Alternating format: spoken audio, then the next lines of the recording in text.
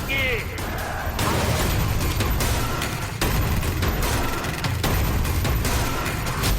नारों का जबरदस्त शोर है। जय भारतीय जनता पार्टीचा, महायुतीचा। वादों का बेहिसाब जोर है। दुनिया की कोई ताकत अब कश्मीर में आर्टिकल 370 की वापसी नहीं करा सकती। और जब ये महाराष्ट्र से झारखंड वाया यूपी तक चहुओर है, तब इसमें से एक आवाज बार बार सुनाई पड़ रही है, और वो शब्द है धारा 370। आज हमारी आंखों के सामने आर्टिकल 370 की जो दीवार थी ना, उस दीवार को मैंने कब्रिस्तान में गाड़ दिया है। कांग्रेस और नेशनल कॉन्फ्रेंस की जम्मू कश्मीर की सरकार ने प्रस्ताव पारित किया है कि कश्मीर में हम फिर से धारा 370 और 35A फिर से लागू करेंगे। धारा 370 का अंतिम संस्कार कर दिया गया है, ये वापस खड़ी नहीं हो सकती। 4 पुश्ते भी आएगी, धारा 370 हम वापिस नहीं।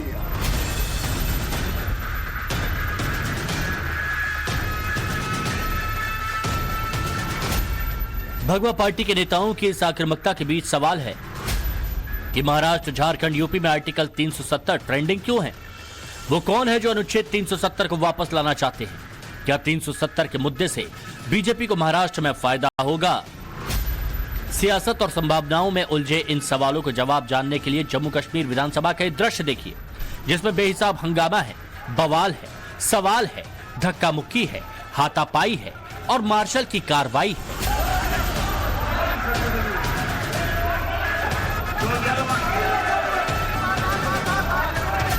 ये सब इसलिए है क्योंकि सत्ताधारी पार्टी कश्मीर को फिर से अनुच्छेद 370 से सुसज्जित करना चाहती है, फिर से हूबहू वही स्थिति लाना चाहती है जो घाटी में 63 महीने पहले थी। इसके लिए सदन के अंदर तख्तियां दिखाई जा रही हैं, आवाज लगाई जा रही है, और उस पर कांग्रेस की चुप्पी है, अब्दुल्ला की मौन सहमति है।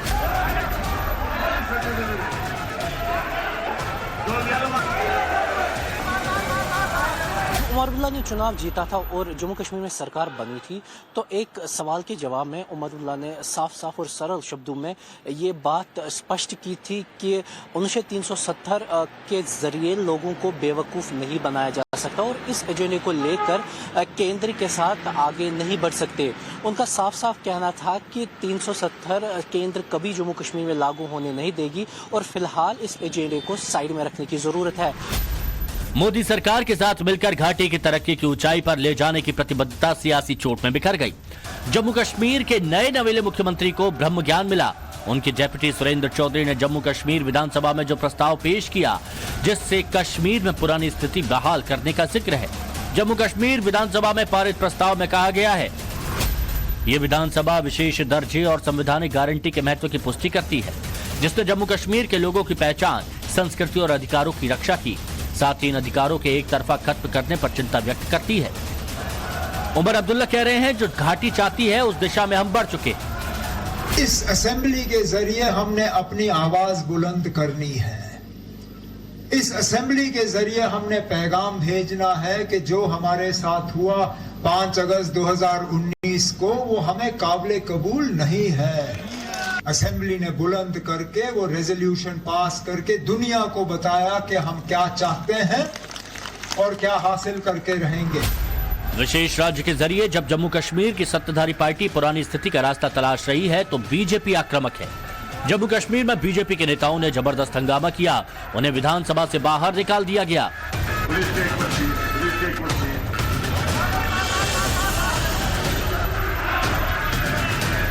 सो कॉल्ड रेजुलेशन जो है, इसकी ना कोई सेंटिटी है और ना इसकी कोई अथॉरिटी है और ना इसकी कोई डोमेन बनती है, क्योंकि ये issue once for all already settle हो गया है। सिर्फ जम्मू कश्मीर ही नहीं, राष्ट्रीय स्तर पर बीजेपी ने इसे मुद्दा बना लिया। यूं तो इस प्रस्ताव में धारा 370 का जिक्र नहीं है, लेकिन विधानसभा में जिस तरीके से हंगामा हुआ, कांग्रेस ने चुप्पी साधी हुई है। उमर अब्दुल्ला पहले से ही इस बात की पैरोकारी करते रहे हैं।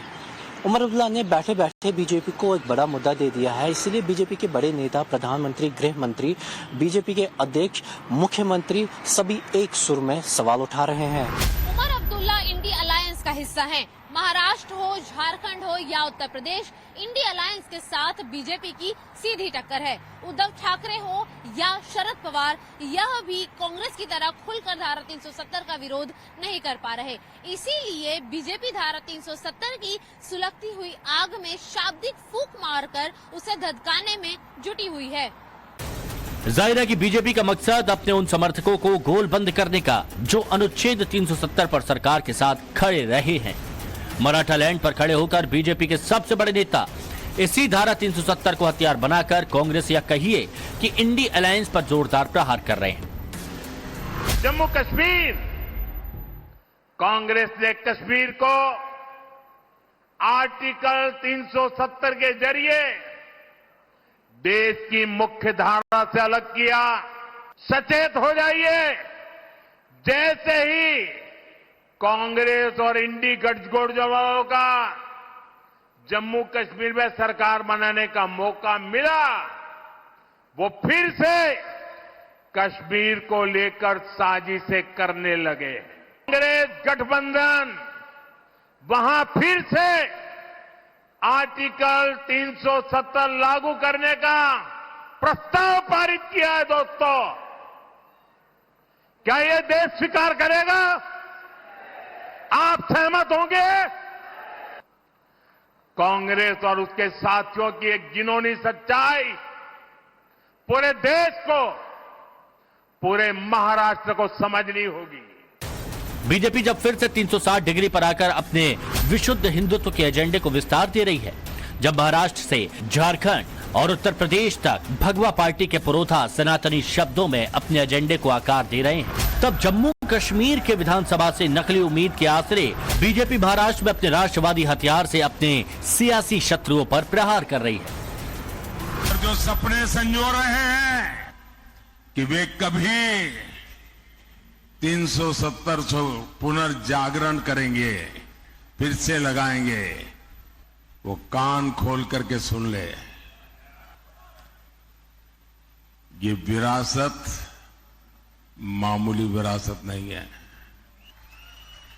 दुनिया की कोई ताकत दोबारा 370 नहीं ला सकती है। हिंदुस्तान के प्रधान के शब्द शब्द में प्रतिबद्धता है, आत्मविश्वास है, आश्वासन है और महाराष्ट्र के रण में खड़े होकर गृह मंत्री अमित शाह इसे कुछ चुनौती देते हुए आगे बढ़ा रहे हैं। अभी कश्मीर की असेंबली में मीटिंग हुई, नेशनल कॉन्फ्रेंस के साथ कांग्रेस पार्टी ने भी एक रेजोल्यूशन किया कि धारा 370 वापिस लाइए। ये कश्मीर जो है भारत का अभिन्न अंग नहीं है।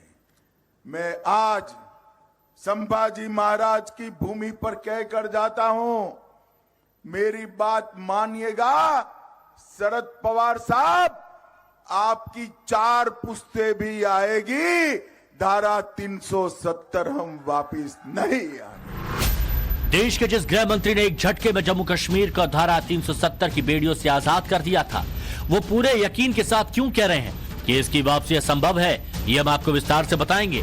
मगर उससे पहले जान लीजिए कि जम्मू कश्मीर में धारा 370 का मतलब क्या है। देश से तर जम्मू कश्मीर का अपना अलग संविधान था। जम्मू कश्मीर के पास अलग झंडा रखने का अधिकार था।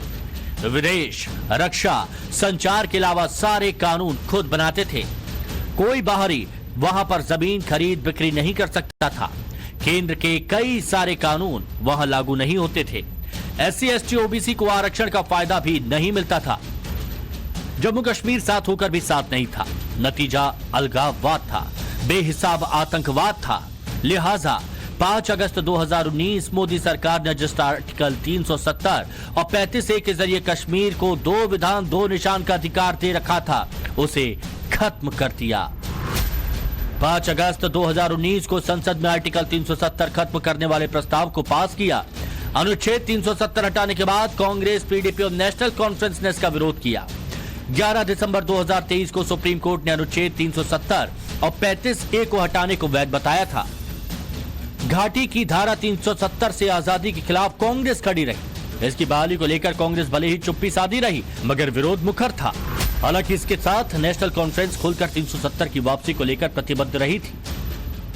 अगर आज साबित हो गया कि जो फैसला इन्होंने किया था 5 अगस्त, वो यहाँ के लोगों को मंजूर नहीं है, यहाँ के लोग उसके साथ शामिल नहीं थे, ये साबित हो गया सारी दुनिया के सामने। एक दिन आएगा जब वापस लोगों को इज्जत मिल जाएगी, होगा। हो सकता मैं नहीं होगा उस वक्त, उम्र नहीं होगा, मगर यहाँ की कौम देखेगी, जम्मू कश्मीर के लोग देखेंगे, वो दिन आएगा। अब जब जम्मू कश्मीर में चुनाव हुआ, सत्ता में नेशनल कॉन्फ्रेंस या कहिए कि इंडिया अलायंस की वापसी हुई, तो सरकार ये उसी रास्ते से आगे बढ़ रही है जिसका लक्ष्य धारा 370 है। यही वजह है कि बीजेपी आक्रामक है। जम्मू कश्मीर विधानसभा के अंदर उस प्रस्ताव को देखा होगा जिसमें उन्होंने कहा है कि हम कश्मीर के अंदर धारा 370 को फिर से बहाल करेंगे, यानी आतंकवाद की जड़ जो धारा 370 है, जिसे 5 अगस्त 2019 को प्रधानमंत्री मोदी जी ने हमेशा के लिए समाप्त कर दिया है। कांग्रेस और समाजवादी पार्टी को अपनी स्थिति स्पष्ट करनी चाहिए कि जम्मू कश्मीर विधानसभा के इस प्रस्ताव पर वो बोले, क्यों उनका मुंह बंद है इस पर। अब यह भी समझिए कि जम्मू कश्मीर में अनुच्छेद 370 की वापसी की राह कितनी मुश्किल है। 370 की बहाली के लिए संविधान में संशोधन करना होगा। इसका अधिकार अनुच्छेद 368 में दिया गया है। अनुच्छेद 368 के तहत किसी भी संवैधानिक संशोधन के लिए लोकसभा और राज्यसभा में 2/3 बहुमत की जरूरत होती है और 50% से ज्यादा विधानसभाओं से पास कराने की जरूरत होती है। जो विपक्ष एकजुट होने के बाद भी 230-240 पर अटका हुआ है, उसे 370 की वापसी के लिए लोकसभा में 362 के आंकड़े को पार करना होगा। इसमें भी इंडी गठबंधन के अपने ही साथी इस मुद्दे पर उसका साथ नहीं देंगे। अनुच्छेद 370 की वापसी में रोड़े सिर्फ इतने भर नहीं है। भविष्य में भी जो पार्टी अपनी सियासी शक्ति का इस्तेमाल कर संसद और राष्ट्रपति के जरिए से लागू करने की कोशिश करेगी, उसे 80% बहुसंख्यक हिंदू समुदाय का विरोध झेलना पड़ेगा, क्योंकि राष्ट्रवाद का बड़ा मुद्दा है जिसके जरिए बीजेपी हमेशा अपनी सियासत साधती रही है। मैं कांग्रेस, एनसी और इंडी अलायंस के सभी नेताओं से पूछना चाहती हूं, धारा 370 हटने के बाद जम्मू कश्मीर में आदिवासी समाज को जो अधिकार मिले, क्या कांग्रेस और इंडिया अलायंस आदिवासी समाज के उन अधिकारों के खिलाफ खड़े रहेंगे? का रेजोल्यूशन कांग्रेस और इंडिया अलायंस के नेताओं का टैक्टिकल समर्थन दिखाता है उग्रवाद और आतंकवाद के समर्थन में। कांग्रेस या कहिए कि इंडिया अलायंस के नेता आर्टिकल 370 को लेकर खुलकर नहीं बोल रहे हैं, मगर इसी के जरिए बीजेपी पर सियासत करने का आरोप मर रहे हैं। 370 के कश्मीर के मुद्दे को महाराष्ट्र में जब ये चर्चा करते हैं तो बीजेपी ने यह भी उत्तर देना चाहिए कि कश्मीर के अंदर जब लोकसभा के चुनाव हुए तब आपने कश्मीर में एक भी प्रतिनिधि अपना क्यों नहीं उतारा? विधानसभा के चुनाव में भी कश्मीर वैली के अंदर बीजेपी के उम्मीदवार नहीं थे, तो काट की हांडी ये बार बार नहीं चढ़ती। देश की सबसे पुरानी पार्टी भले ही विशेष राज्य की आड़ में आर्टिकल 370 से किनारा करने की कोशिश कर रही है, लेकिन जिस तरह से जम्मू कश्मीर विधानसभा में इस पर घमासान मचा हुआ है, जिस कारण वहां इसकी वापसी के लिए तख्तियां दिखाई जा रही हैं, आवाजें उठाई जा रही हैं, सत्ताधारी पार्टी मौन सहमति दे रही है। उसने बीजेपी को महाराष्ट्र और झारखंड के चुनाव में इंडी गठबंधन को घेरने का बड़ा मौका दे दिया। जिस राजनीति में टाइमिंग सबसे अहम होती है, वहां भगवा पार्टी इस मौके को गंवाना नहीं चाहती। यही वजह है कि उद्धव, पवार, हेमंत, राहुल सबका नाम लेकर बीजेपी के नेता चुनौती दे रहे हैं और ये मजबूरी की चुप्पी साधे हुए हैं। ब्यूरो रिपोर्ट, टाइम्स नाउ नव भारत।